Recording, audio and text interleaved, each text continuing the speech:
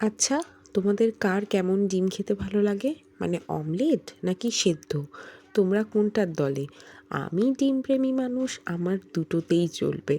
আজকে দুপুরে কি রান্না হয়েছিল চলো তোমাদের সাথে শেয়ার করি। প্রথমেই দেখো থালায় বেড়ে নিচ্ছি গরম গরম ভাত।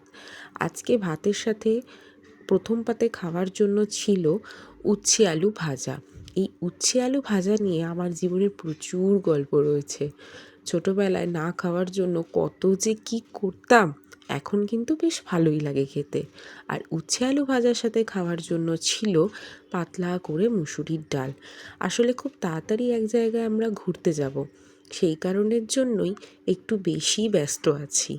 তো ডাল ভাত দিয়ে তৃপ্তি করে উচ্ছে আলু ভাজার সাথে খাওয়ার পরেই ছিল ডিমের অমলেট কারি।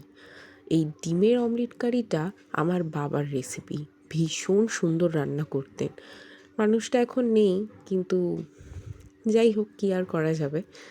কিন্তু এইটা দুর্দান্ত লাগে আমার খেতে। আর আজকে ফুলকপি আলু দিয়ে করা হয়েছিল, যেটার স্বাদ অসাধারণ।